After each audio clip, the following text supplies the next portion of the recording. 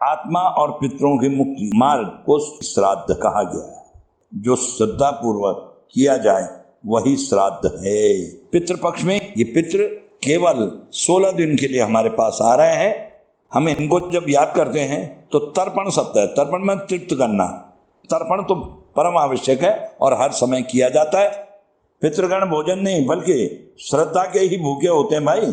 पितृगण इतने दयालु होते हैं कि यदि श्राद्ध करने के लिए तर्पण में आपके पास में कुछ न भी हो तो दक्षिण दिशा की ओर मुंह करके अश्रु बहा देने भर से भी तृप्त हो जाते हैं भाई।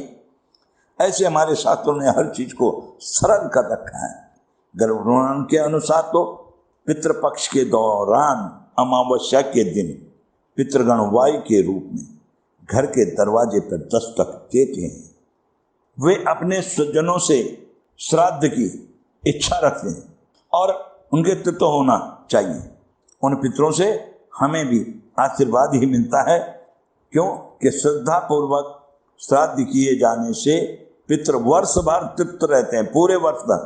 इसका उल्लेख गीता में भी यही बताया गया है कि यज्ञ करने से देवता संतुष्ट होते हैं, पर व्यक्ति उन्नति करता है जब उन पितरों का वो श्राद्ध करते हैं। लेकिन श्राद्ध नहीं करने से पितृ, यदि कोई श्राद्ध नहीं करता है तो पितृ कुपित हो जाता है। इससे कई चीजें नहीं होती हैं।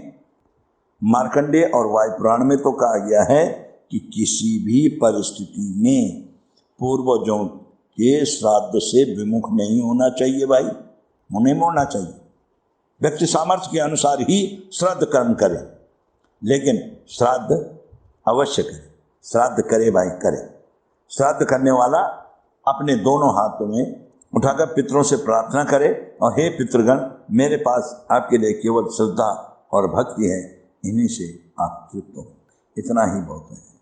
पितृपक्ष में ही नहीं, हमेशा ही हमें अपने पितरों को याद करते रहना चाहिए, क्योंकि जो भी हमारे पास है या आज हम जो भी हैं वह केवल और केवल पितरों की देन है।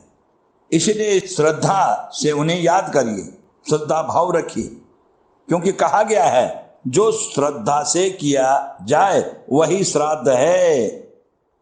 ध्यान देने की बात भी है, देवता और पितरों के कार्य में कभी आलस नहीं करना चाहिए।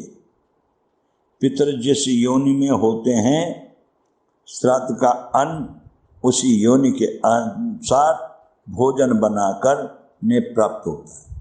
श्राद्ध जैसे पवित्र कर्म में तो गाय का दूध, दही और घृत सर्वोत्तम माना गया है।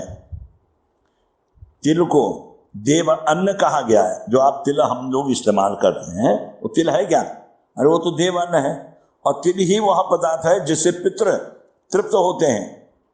इसलिए तिलों से ही श्राद्ध करना सर्वश्रेष्ठ बताया गया है। श्राद्ध तिल से ही करना चाहिए।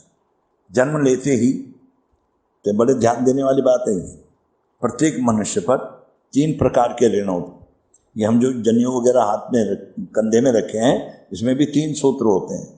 इसी प्रकार 3 ऋण होते हैं। पहला ऋण याद रखें, देव ऋण कहलाता है, अर्थात देव ऋण माने देश का ऋण।